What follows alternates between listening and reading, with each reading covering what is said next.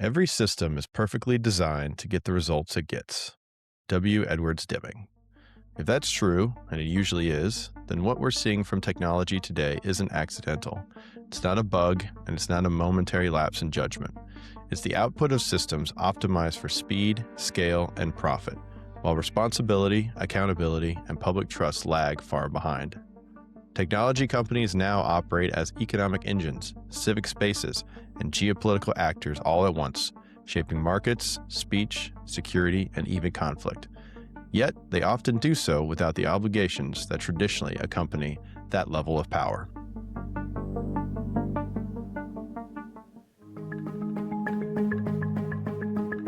Welcome to Understandable Insights, Information to Intelligence with Sue Gordon, the national security podcast that gives you a competitive advantage, an elemental understanding of the world as it is, not how you prefer it to be. I'm Eric, joined each week by the Honorable Sue Gordon, and together we'll break down the headlines shaping our world, looking for patterns and early warning signs, and asking how we should be thinking and acting as citizens and leaders across issues in technology, intelligence, and business. It's February 2nd, 2026. Let's get to it. Hey, Sue, how are you? Good morning, Eric. I'm both maddened and astounded that my hair's out of control.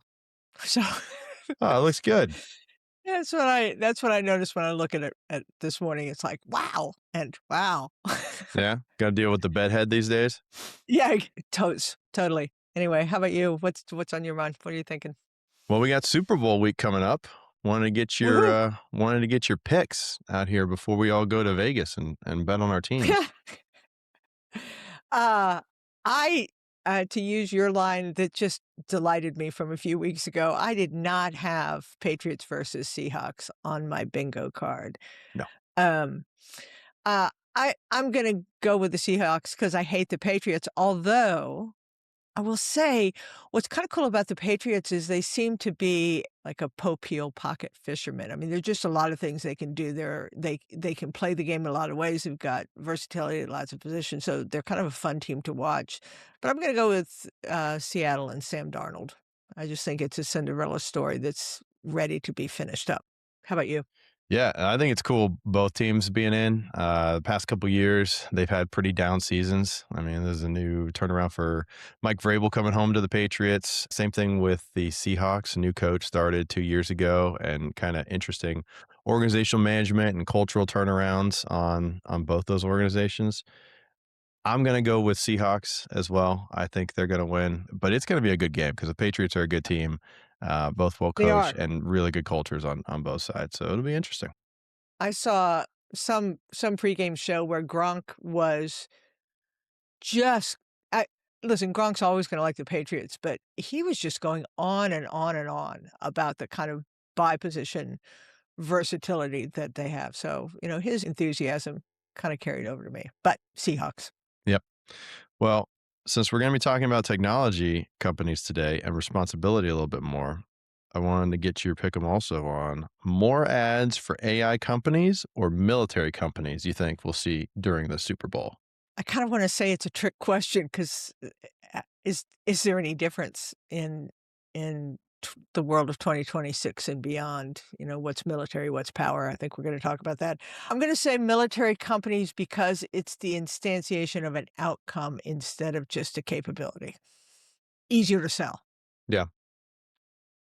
Yeah, I think it's probably going to be AI, but I think we could get into like the weeds on what companies are pushing there. Is it just going to be a OpenAI and Anthropic ads versus, I don't know how many Yeah. Lockheed Martin straight up ads we usually see. It's a lot of Anheuser-Busch, and hopefully we get the Clydesdales again this year. Oh, I hope we get the Clydesdales. They always make me cry. And I don't wanna argue with you that every single one of the ads will be AI generated. So does that make them AI ads? Yeah, yeah. Yeah, yeah, So yeah. you're going military. I'm going AI, and we'll see this time next week how it went, huh? Yeah, because consumers, are you gonna buy AI? I don't know. I don't know. We'll see. We'll see how it Yeah. goes. I'm betting on, more ads for outcome, or the answer is none of the above because we become so internally focused that we only care about Doritos. they've had a good run on some of those Uh, too. So, they yep. have, they have. So what's going on with you? Yeah, I was just thinking real quick to do a quick mini romp. We've had 3 episodes this year where we've talked about precedent and signals Mhm. in kind of geopolitics and elections, trust, and so just a really quick, walk around to the places we've discussed before and say, which way is it going, right? Which way is the signal leading us? I think Minnesota is interesting because you're getting a change in rhetoric a bit from the government, something that we advocated for, which is, come on, show some leadership here. That situation cannot continue as it is. Yep. I think it remains to be seen whether the rhetoric translates into action. There's a lot of whipsawing still going on that one, Sure. and but I think to us that was something that we said needed to happen, and so we'll see where that turns out. I will also say we talked about government needing to explain before it acts in order to ensure trust, and I'm not sure that the Don Lemon arrest was a great example of explaining first or just going with the headline. So I'm going to give it a pick 'em on that one, but it's better than it could have been. Seizing the election data from Georgia, I think is a negative signal on where we're going with elections and how hard having some sort of kind of baseline system in which we can trust is gonna be to establish in this is one version of it. I think this will turn out to be more noise than signal, but it certainly is a trend line. I think what will happen with this one is that the courts will get into the play and they will find, was there enough precedent for it? Mhm. Has statute of limitations? So it'll be fought out, and it still is looking in the rearview mirror. But the courts can't be the bulwark when it comes to elections because they take a long time. Right, so if we get into the next one, we're still doing this kind of stuff, it'll be tough.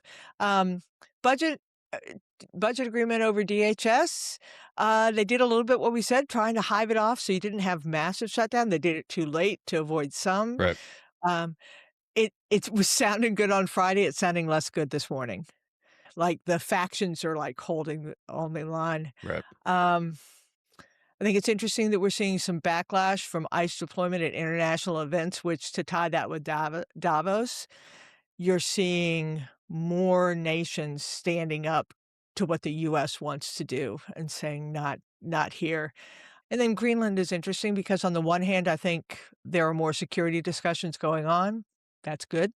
And there are still protests all over free Greenland. So I don't know. I think we're seeing action on all the fronts, and I hope what we've given listeners a chance to do is to look at what's happening against the framework that we laid out and see what they think in terms of the trend and so that they can plan their actions.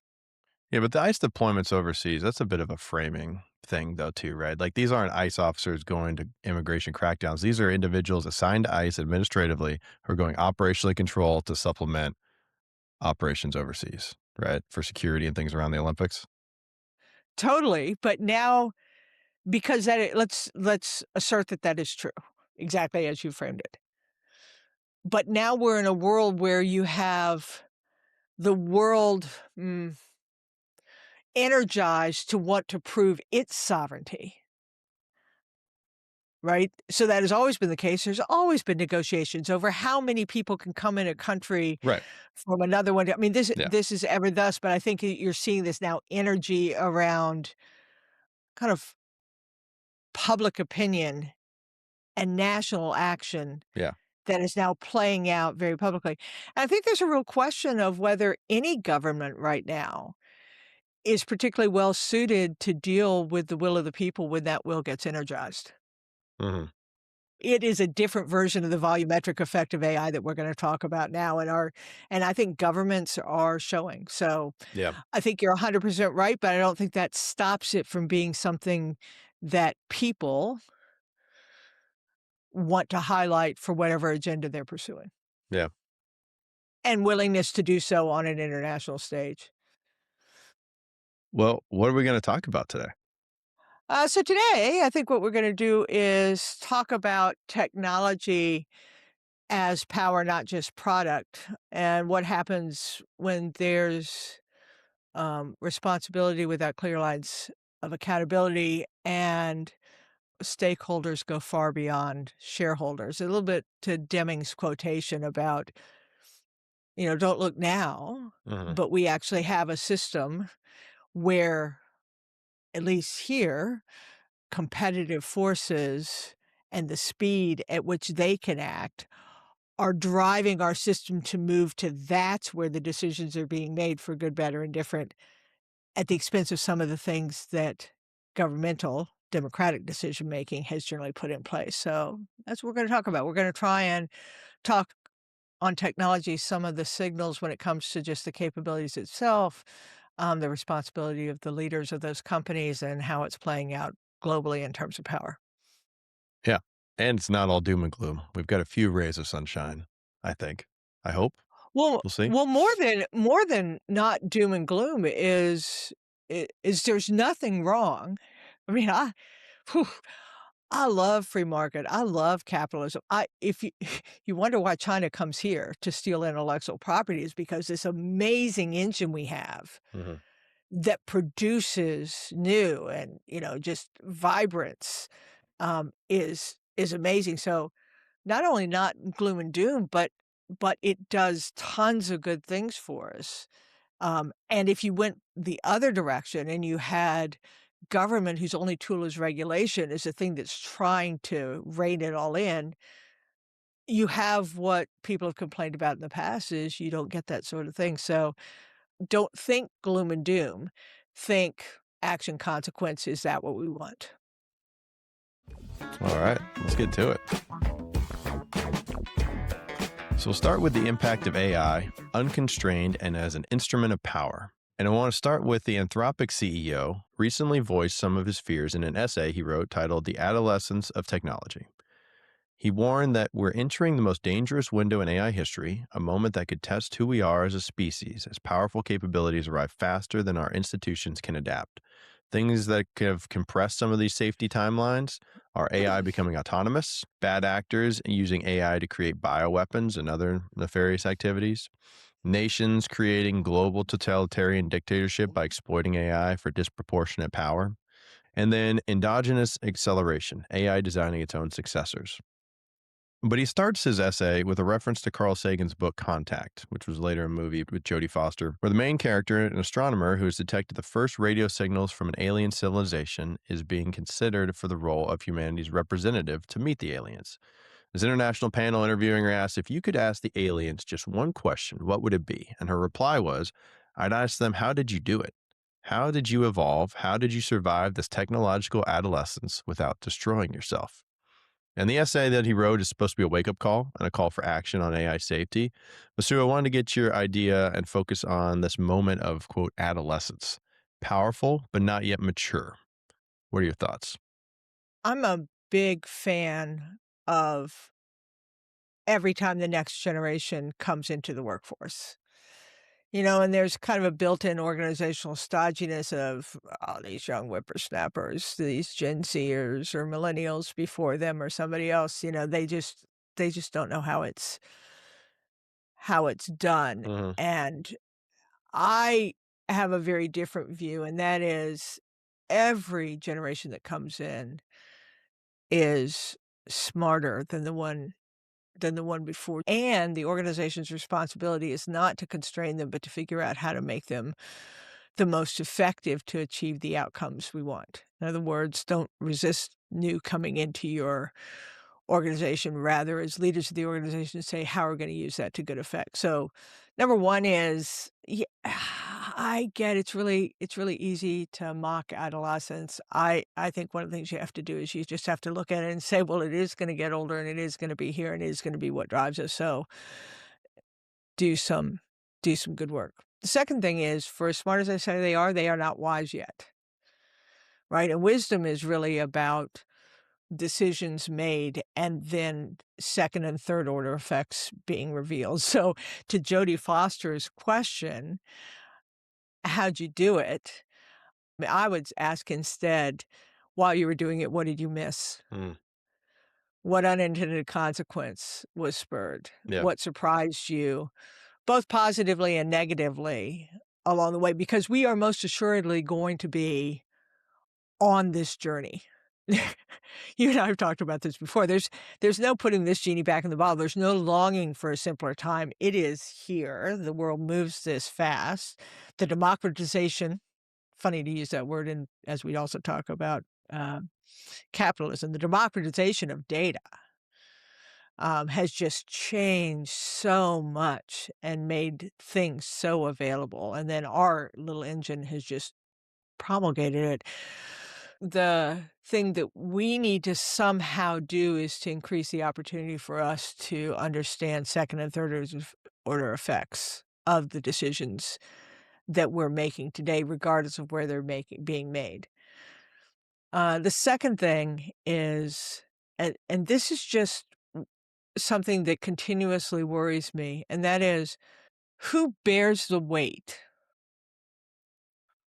of the decision? And by that, I mean, who has responsibility for what happens? And it is really different in companies than in governments. Um, not to not to talk too much about me, but I remember, anytime you're a leader, you have all these smart people that work for you, and they come in your office and they love telling you what you should do. You should do this. You should decide this. And one of my favorite things to do is to say, "Great, go sit in my chair, sit behind my desk." And then they do. I said, "Now what should we do?" And they tell me whatever their idea was. And I'll say, "Well, what about this? Where are you going to get the money? What are you going to cut? How are you going to do that? How's it going to work? What about the competing things?" I mean, just all the things that when you're the purveyor, the idea, or the technology, your equation is vastly different from the person that feels responsible for the aggregate risks that is being bought. So the consequences of a system that no longer has the risk governor on it and or that expects the private sector to account for all the risks when their incentives are very different from governmental decisions. So I don't know. I think it's a fascinating inflection moment. And I think the question is good. I like the essay. Well, I also like Anthropic as a company, but I think it supposes that we can long for a simpler time. It's doing a great job of problem identifying, not much problem solving. I don't know how much it helps, but I thought it was a fine reflection of the concerns that are there. Yeah, I think the adolescence is interesting from the perspective of, we were all at one time a teenager. We remember that, or maybe we have teenagers or have interacted with them, and impulsive, right? It comes to mind, not fully developed, brain still forming, to your point about wisdom. But the glass half full side of that is they're still impressionable, right? So we are going to see this acceleration. We are going to see things that we're not ready for, things that surprise us, but we're also still in a place where we're able to shape it instead of just so stuck in its ways and established that, it's so hard to change. Yeah, and I just to talk about it globally, in this technology power might game, the US is super established, super wise, super good. The adolescents of the world, the countries that never tried to do this stuff of power projection before, are actually able to move faster. They have new ideas and they can implement them. It's more like thinking about how we get the outcome we want rather than saying, "I don't like new because it doesn't fit into my modality." Yeah. Because our modality, and you can just see this internationally, because of our installed base in the US, our adjustment to modern warfare is slower than Ukraine's. Mhm. Even though they rely on us for weapons and a whole bunch of other stuff, man, their ability to manipulate how they deal with modern warfare is different. Yep. Even the Houthis and their drones. I mean, so adolescence can't be repressed because what it brings with it is new. but it also isn't wise. So gotta have that tension. We talk about it all the time. Yeah, so some other guys who put out problems and didn't really offer any solutions were your friends over at the Atlantic Council. They put together a report called Eight Ways AI Will Shape Geopolitics in 2026. And I just want to highlight here that stood out as kind of interesting to me. AI poisoning and disinformation. So this first one, Russia's Pravda network is flooding the internet with millions of propaganda articles aimed less at human readers and more at AI training pipelines. Content designed to be scraped by web crawlers and absorbed into model training data. The excerpt argues this is already working. Researchers have shown Pravda content surfacing indirectly through places like Wikipedia and X community. Other research suggests even small amounts of bad data can, quote, poison very large models. The article predicts AI poisoning will go mainstream in 2026 because of this lag in training data. Campaigns seeded years earlier are about to show up more often on these deployable models. So, like I said, Sue, they didn't offer suggestion, only alarm. But do you have a suggestion on what we should do or how we should think about this? So I'm gonna add my alarm to their alarm. Just pile on. And a little bit. So this is not unique, but it is made more problematic by just technology and volume, and Mhm. that is you have Elon Musk owning X, Mark Zuckerberg with Meta, CBS's new CEO of news is Barry Weiss. All these people have made it clear that they have a particular viewpoint that they believe is valid. They're tied to the Trump administration that's in power. Yeah. And they are, for exactly the reasons the Atlanta Council says, they're curating it. And the problem is not that we haven't always had curated news. I mean, for goodness sakes, Walter Cronkite, someone was deciding what they were gonna put on the news. Problem is it's just so fast and it's so much, and it hits up against humans that don't have the tools other than to try to deal with each piece of information as though it's valuable as any piece of information. And so whatever news they get, whatever source they get, whatever is the majority of what they get is what they tend to believe. And so that has some really difficult shaping effects. So I think the Atlanta Council is right about the problem. I think we have it going on here. And again, I'm agnostic over who has that governor. I don't like the communications being exclusively tied to a particular view of the world because of the volume and speed of what can be shoved out Mhm. and the difficulty humans have of sorting through it. So here's my solution. You're like, really, Sue? You're just going to add to the problems. Um, One, I think lies spread faster than the truth. The truth gets acted upon by humans and it gets changed by their truth and it moves along. And so I think we still need to work on tools that help us understand the provenance of the information that's being shared to us. And by that I mean any individual should have any opinion you want. I love free speech. I love you thinking what you want to think and me thinking what I think, and then we go tussling at it. What I don't like is when there is some anonymized production of a single view that just can instantaneously flow out to the environment. So I think we need to work on provenance a bit, and I think time could be an interesting discriminator or tool in understanding how information spreads and using that as an indicator of what its provenance likely is. Again, giving humans better tools to not have to try and pick and choose whether it comports with their worldview or whether it's received on their favorite platform, but rather how they can understand what the provenance of that information was. So that's just one. Yeah, and times are probably a good way to identify whether it's poison or whether Right. it's, how much. And as we continue on this volumetric effect.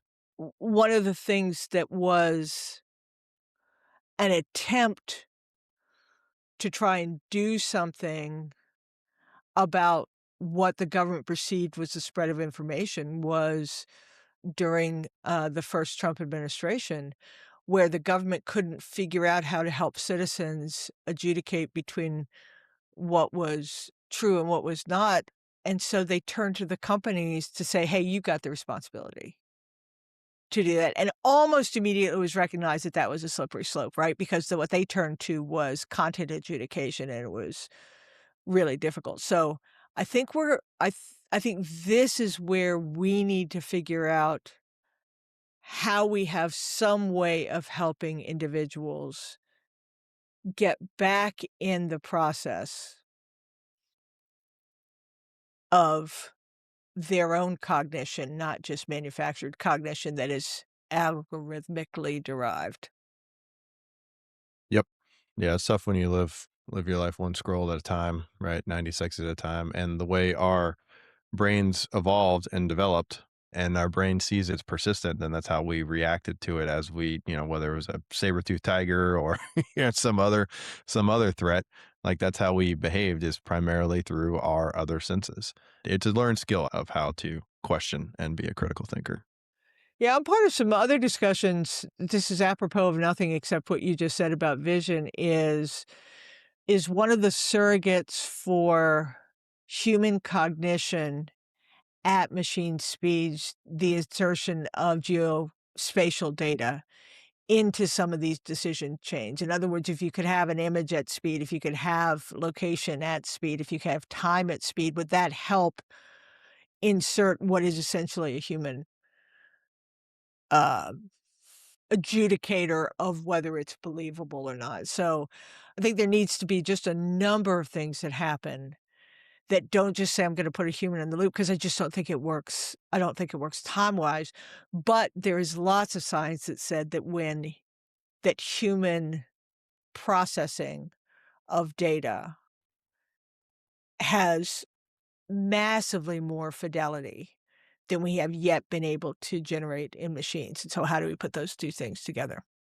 Yeah, well, I think just maintaining human relationships part of it too, and Yeah. having Yeah. actual Fair discussions enough. with other human beings. Because if you're just getting your content and information one sided or tailored to you, then you miss out on those opportunities for critical thinking and debate. Yeah, and we're talking about AI, but I mean, just in general, I just like to remind people technology itself doesn't have a soul, right? It's doing a thing that ultimately it does come down to humans use it. So even when we're talking about AI and this tension between who's helping manage the risk of it, you're talking about which human risk model, privatized or governmental, Mhm.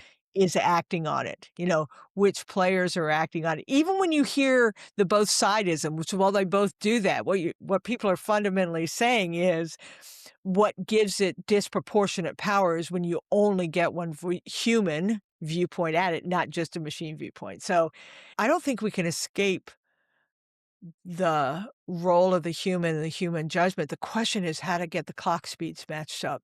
Mhm. Yep. Comes back to time. Well, one of the other things to look out for in terms of this infrastructure is the idea of, and we talked a little bit already about where we get our information from and the pipelines that we use to access this information. But the IPPR, or Institute for Public Policy Research, did a report on ChatGPT's source bias. So they're a Yeah. British research charity. And I've talked before about how we need to train AI on the whole of the human experience, right? The good, the bad, and the ugly. But this research found that ChatGPT cited The Guardian, news source, 58% of the time in responses, while the BBC showed up 0%. Not as a quality judgment, but largely because licensing deals and publisher blocking that create opaque access rules. ChatGPT's top source was The Guardian, followed by Reuters, The Independent, and then the Financial Times. Compare that with Google AI, whose overview used the BBC as a source to its answers 52% of the Yeah. time on their news queries, and then Perplexity used BBC about 36%. I think this will only get murkier as LLM starts to incorporate ads. OpenAI has talked about in just this last month, saying OpenAI is testing and rolling out ads in ChatGPT for certain tiers, signaling a shift from this earlier no ads positioning. And some of the other LLMs have talked about not now, but probably in the future, at least for the free versions. So When ChatGPT and other LLMs become how people understand the news, how we synthesize large groups of information and ask questions like you and I both do, and ChatGPT's sources are determined by licensing deals, haven't we just privatized epistemology? And before you answer, I just learned what that word means for this episode. Epistemology is the investigation of what distinguishes justified belief from opinion. So I I I there you go. I love that. I love that. If you're listening, you don't see me just smiling broadly with my proud face. I love it when Eric does this, throws out this stuff. Let's see. I think I can be quick on this because it so ties to so many of the things we've said. Um, I I I don't know, does your generation, Eric, know the term GIGO? Gigo Yeah. Garbage doesn't. in, garbage out. Oh, yeah. My Yeah, so, I mean, don't know it's we've abbreviated to Gigo. yeah, I All mean, right. it's something we've always talked about is if you put bad data in, you're gonna get bad conclusions out, right? Yeah. That's just the way systems work, right? So, again, be careful about the system that we produce because it will generate what we have. This is just a great example of it. And we kind of learned this lesson. I remember when Wikipedia first came out and the librarians were like, "Oh my gosh, horrors.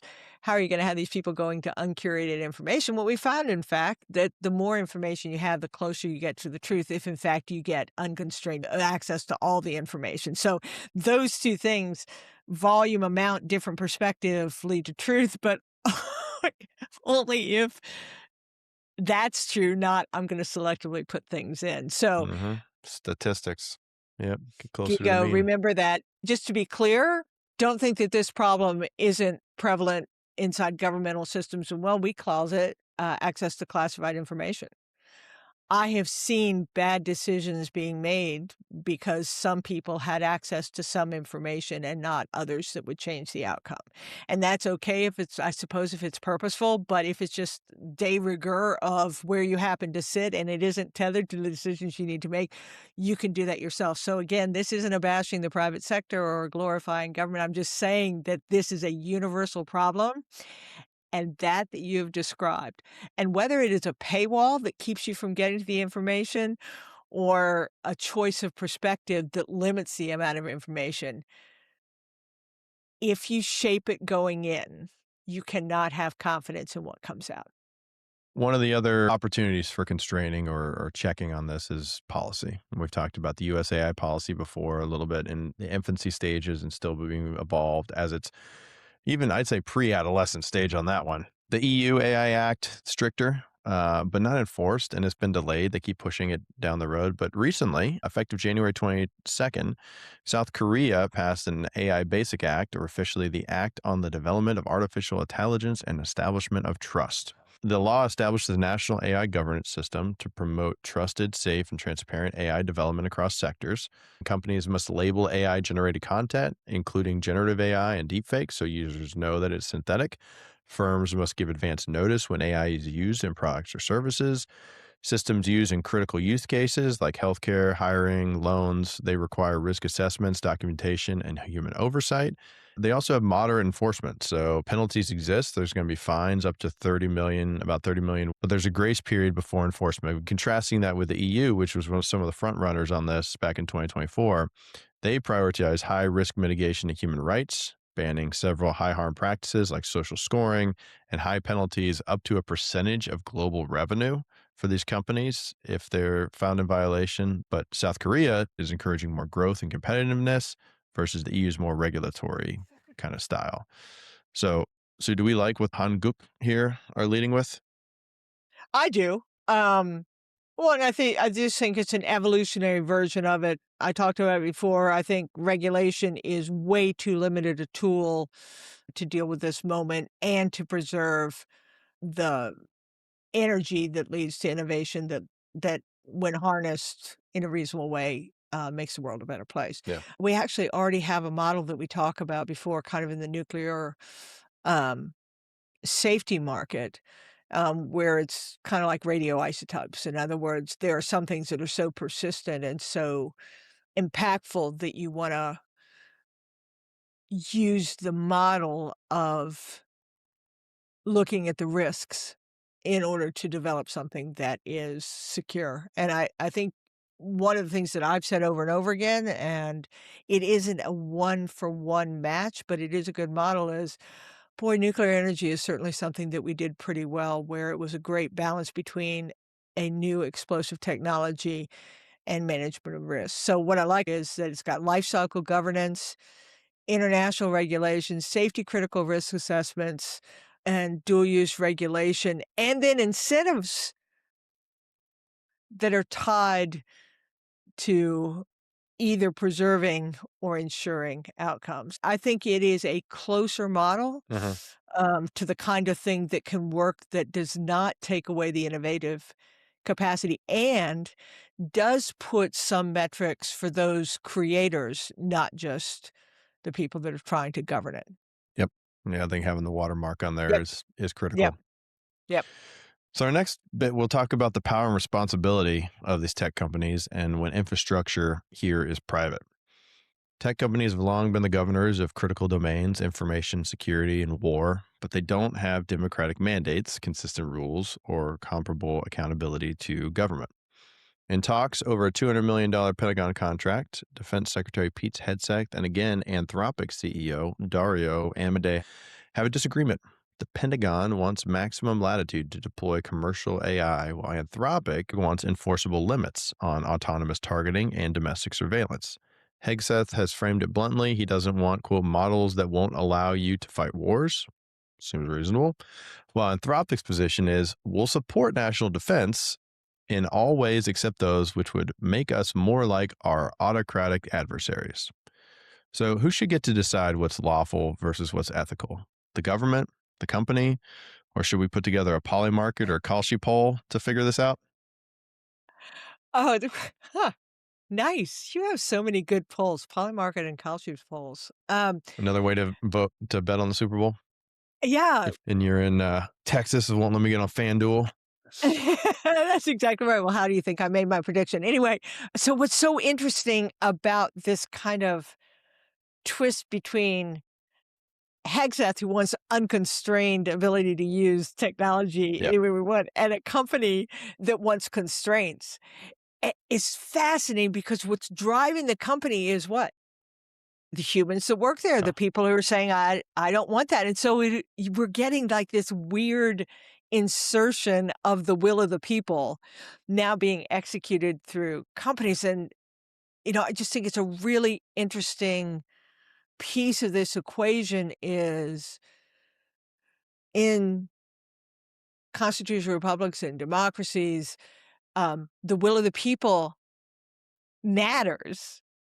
And is the will of the people an election, and then that set of people get to decide everything we do? But no, now you have the will of the people being affected through companies, and if you don't think companies are affecting what the government does, remember back when Google said it wouldn't sell, the products to the Defense Department because it was used for targeting, and again, that was myopic and silly on one level, but it is a will of the people. So, government isn't good enough as a decision maker for a fast moving world if it only has two choices, which is to stop what is being developed or to say it can only be used for what I want because I won the election, right? Neither of those is going to work. So the just I can't remember if I said this before. Tamir Pardo, head of the Mossad, once said, "The problem with the world is a good decision today is a bad decision tomorrow, and it takes 2 weeks to make decisions." And that's kind of the problem with government right now. It just isn't able to fill its responsibility at the speed that decisions are being presented to it. And so it has to go with a model that is equally ineffective. It either stops or shapes decisions in a really interesting way. So that brings me back to your Akashi and Poly markets. Really interesting. These prediction markets are really great gut checks to compare against the judgment of traditional intelligence. They use lots of data. They have strengths of lots of information aggregation, real-time data, incentivized accuracy, and broad utility. They can be, as you said, used to predicting geopolitics, to who you're gonna bet on. And so there's this kind of wonderful volumetric effect that they have. The problem is that they're not a crystal ball, right? They've been proven to be about 70% effective, and that leaves 30% what? I guess ineffective, or we don't know. Can a government ever allow 30% of the things that happen to Yeah. be, I don't know. They're susceptible to being manipulated. Again, we see what happens when data is selectively applied. The price isn't equal to truth. Back to those 2 different, risk models, and the obverse is incentive models that the government and the industry has, and there is some regulatory scrutiny, on them right now. So, what I like about you bringing that forward is I don't think they're a replacement for the kind of risk equation that governments typically are trying to make, but governments that only rely on the tools they've had that are not using some of the value of massive amounts of data and some of the models that can bring information to light will also not be enough. And if the recent elections have been about anything, they've been about the American people, and I presume in other nations too, saying the government isn't good enough for what we need. And so I think there is, in your question, a great example of modern techniques that you can't just turn to, but you could learn to apply. That was long-winded. Using another OSINT tool, right? You got this available amount of data, and it's an indicator. We've used Yep. public polling for the longest time, right? For Yep. for decades, and it's just another way to get more time sensitive, more timely data, and more timely impacts on some of that stuff. Just as a decision making is something to aid your decision making. Right, and there's so much data that says it's the quality of the prompt. Man, I love it. Not that I believe the answers that it gives me, but I can ask infinite questions and look at it a different way, and I get perspective that I can use. How do we shape that so it can be used as a tool of those who would govern for good and relevantly govern? Yeah, one of the other big indicators with respect to power responsibility and infrastructure being private has been the example you mentioned earlier, the Ukraine war. In an article published last year, the Carnegie Endowment argued that the Ukraine war is driving a redistribution of sovereign authority, as militaries rely on privately owned digital infrastructure and data systems that sit outside direct state control.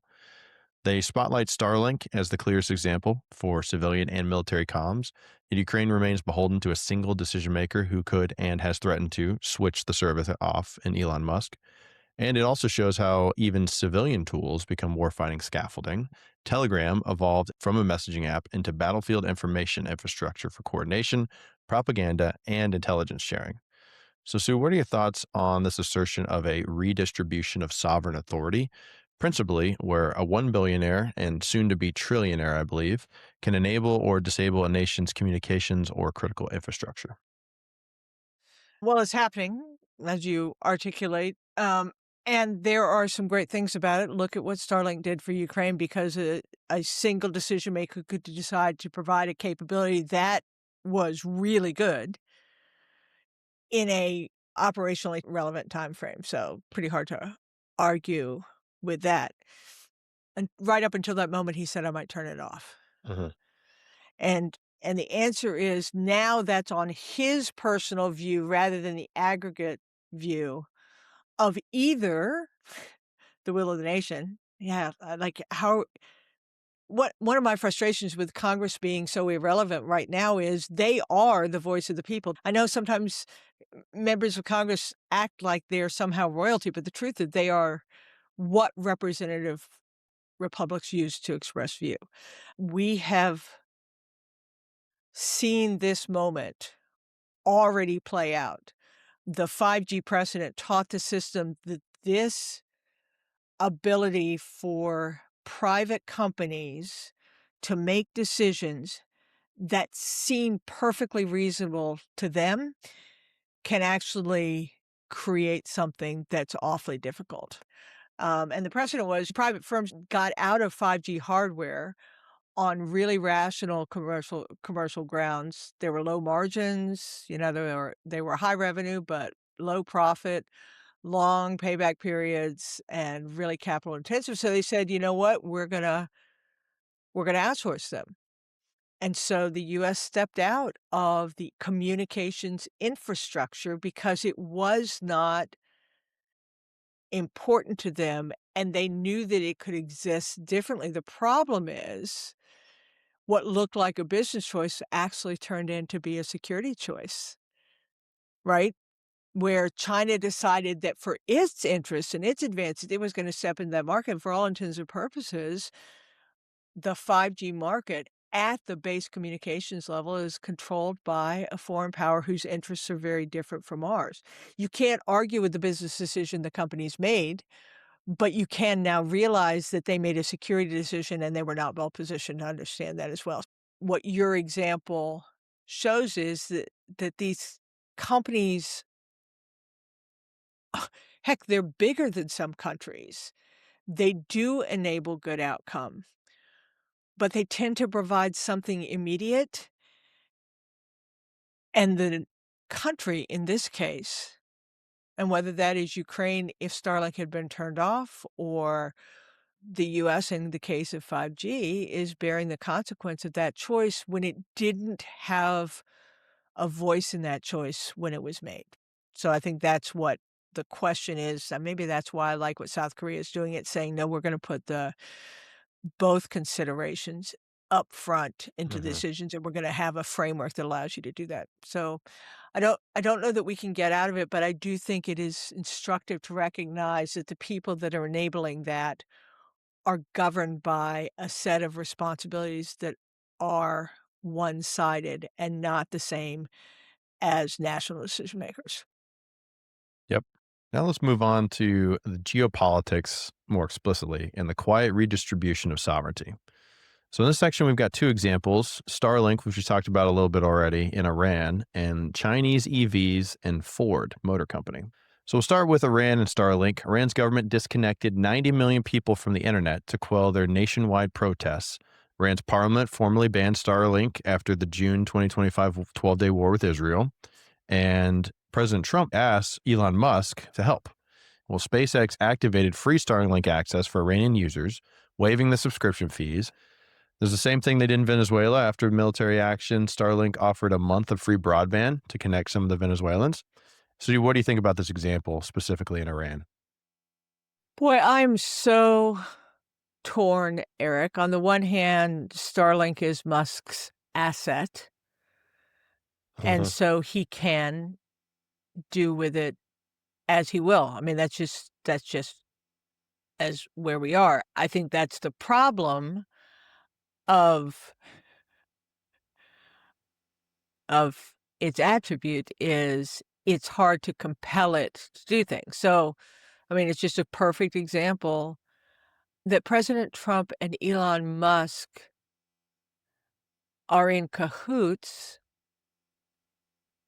On the one hand, I love it because it's advancing free and open societies, making it freely available to allow the people of Iran to get information and communicate in the way they want to, and that's a very Right. democratic value. In this particular instance, the fact that it is an American company, and it's one of the reasons why I love US technological leadership, because I prefer our brand of how technology is used over other people's brand, so I like that too.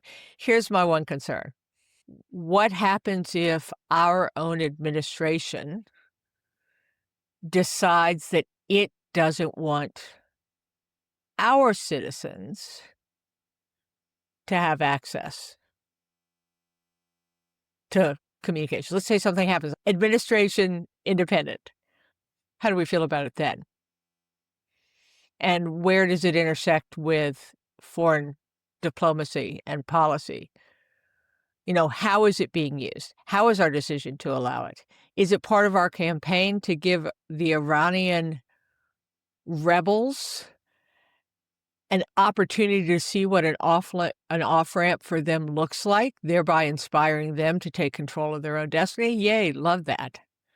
What if it goes the Hmm. other way? What if an American company decides it wants just support something that is not in the interest of U.S. foreign policy. Do they get to do it anyway? Well, of course, in our system they can. Is that right, given the power they have and we don't have an alternative? I don't know. So I think it's a great instructive case.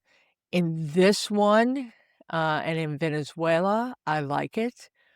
But leaving it to personal relationship and private ownership as an instrument of policy and national security, boy, that feels like I can imagine a circumstance where the exact same things that we laud today would be things that we would excoriate tomorrow.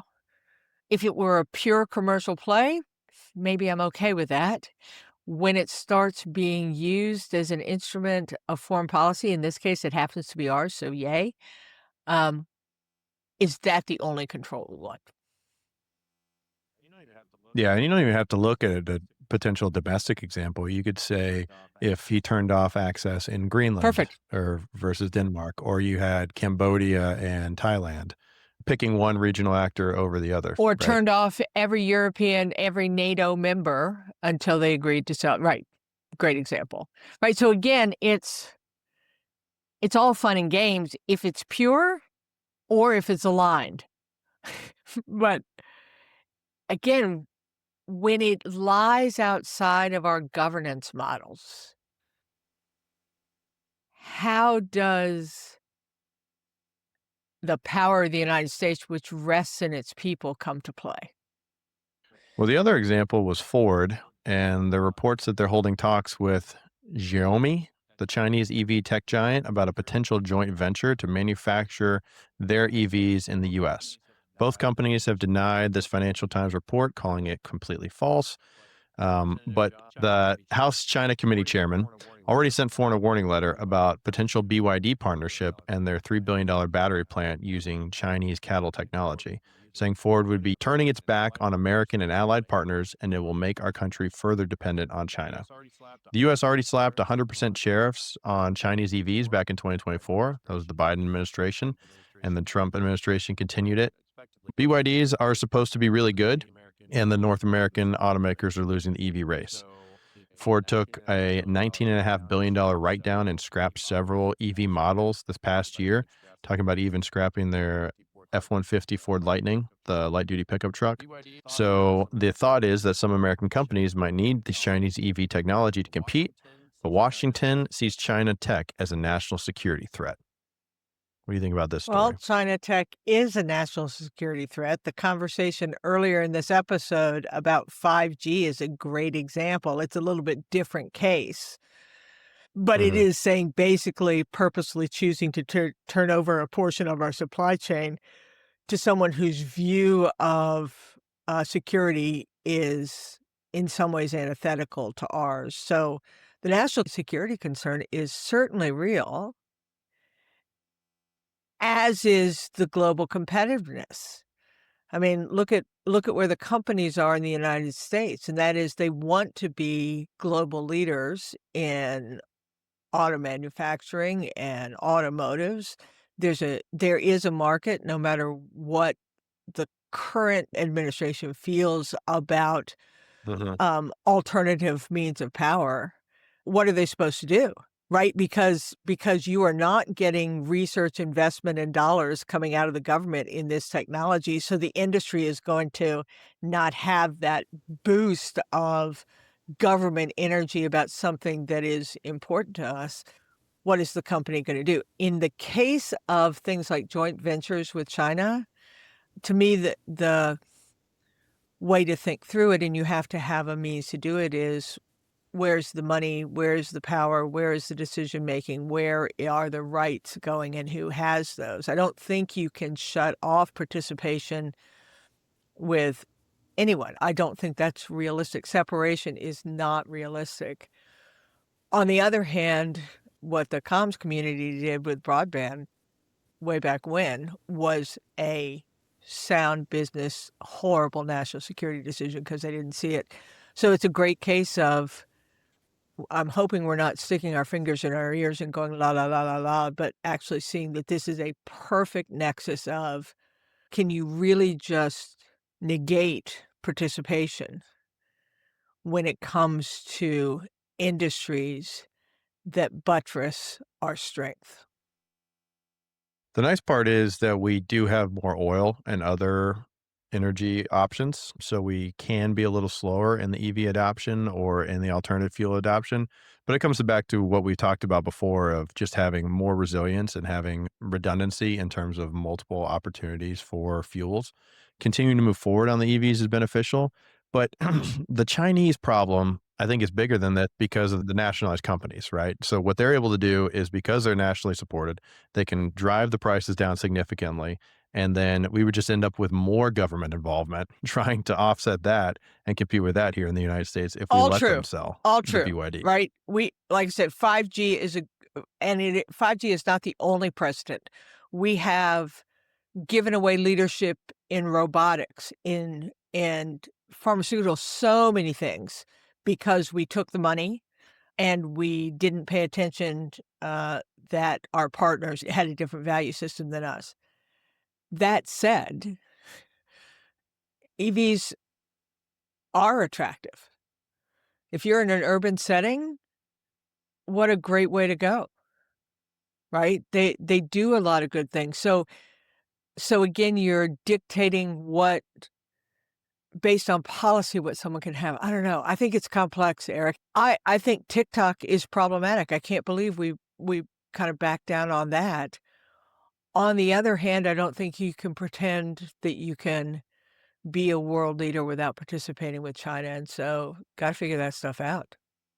Well, what are some of the things you want folks to take away from this episode or remember? Uh, the first is that technology doesn't have a soul. It just is, right? It by itself Mhm. is not making the decisions, but the system that produces it, delivers it, makes it available, and incentivizes it does produce a certain set of things. And so while the technology itself isn't bad, I love technology. It is the humans that are generally making decisions, and this disconnect between policy and technology is really problematic. So that's one. Technology, that's a hard genie to keep in the bottle. So thinking that you're going to stop it at the technology level isn't going to work. Second is power doesn't automatically carry responsibility. Responsibility has to be insisted on early, clearly, and without apology. I think that's a little bit what South Korea is trying to do. It's what we've done in the past. It's what we're dabbling at now. I mean, you and I have talked about the US AI policy. There are stirrings, but it's confusing. It's almost voluntary, and its adoption is too slow. And some of the approaches to it seems to be based more on preference than kind of ubiquity. So power does not automatically carry responsibility. You have to insist on it. And the system is telling us what it is designed to do. And our job is to decide whether that's acceptable. In other words, boy, our innovation engine, particularly in digital technologies, is saying we're going to churn this stuff out and we're going to advance it and it's going to get more capable and we're going to figure it out and we're going to figure out how to link data and we're going to have to figure out how to link data to machines and we're going to figure out how to have decisions happen outside of it. It's doing that. We have to decide whether the way it's doing it is acceptable to us and then put in something meaningful. I guess I'm going to add a fourth one, and that is I think this tension between the responsibility that government feels and the responsibility that the private sector feels is a good tension to have. It feels like right now the government wants to stay fixed in its approach and demand gently, casually, that the private sector carry all the weight of that responsibility. I think there is some pressure on government to be more modernly relevant into how it affects our ideals. It's like we need to redesign our democracy as well. What else you watching? um, let's see. I think I'm watching the budget, not just Yeah. how they navigate this recent DHS tension. Is it gonna end up that it was just rhetoric saying, "Yeah, we're responding to what's happening, and we're gonna put real teeth behind making sure that changes are made," or is it just gonna go, "As things have been going, I'm in power, so I can insist on that's true," so I'm watching the budget on that, but not just DHS, I'm also watching healthcare. Aren't we on a clock with healthcare too? I was gonna say the last one was ACAs, right? They agreed to reopen the government to have a future vote on ACAs, and then Right, nothing came of so, it. I'm watching that. I'm watching one more thing we'll talk about this next week with we just let a cyber information sharing statute lapse, and we made the world less safe because we could not reauthorize that. So we'll talk about that more. So I'm watching that. And then Georgia, this election thing, if it turns out to be a distraction and just a bunch of assertions, that's one thing. But again, to our episode on elections, once the trust in that infrastructure is broken, how do you get it back? And this feels like a purposeful attempt to call into question that trust. So Yeah. we ought to watch that. Yep. Those 2, 3, 4. For sure. I can't do 2. For me, still watching Iran. We talked about the Starlink just briefly, and then also all those ships and assets being put in the Gulf. So we'll see what comes with the protests. Iran's reiterated their rhetoric of if you do anything, it'll start regional conflict. But we'll see. And then also Cuba. So there are reports that they only have about 15 to 20 days of oil left at their current burn rates. They were reliant pretty heavily on Venezuelan oil. And so this is driving worsening power outages, deepening an already severe economic squeeze. Secretary Rubio spoke last week at the hearing about we would love to see regime change in Cuba, and I think it's worth watching, especially as the squeeze starts to go on Yeah, them. those are 2 great pulls. Again, what's going on in Iran right now feels a lot like 2019, where there are a lot of forces that feel like they're sucking us into an ill-conceived conflict. So I'm hoping we can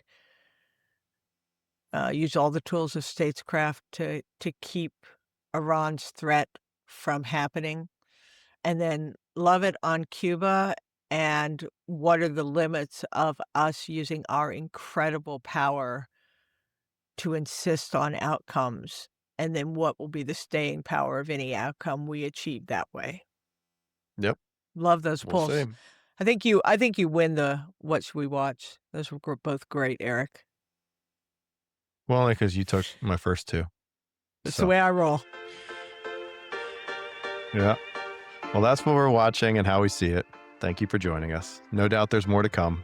This country's strength isn't in its power, industry, or government, but in its people. We're so excited to be with you for a second year. We would love to hear what you think, both of our direction and our focus. It's a conversation we want even more than your adulation. So join us next week and each week for the Understandable Insights podcast, wherever you listen. And as always, go forth, do good, and for goodness sakes, be kind to one another.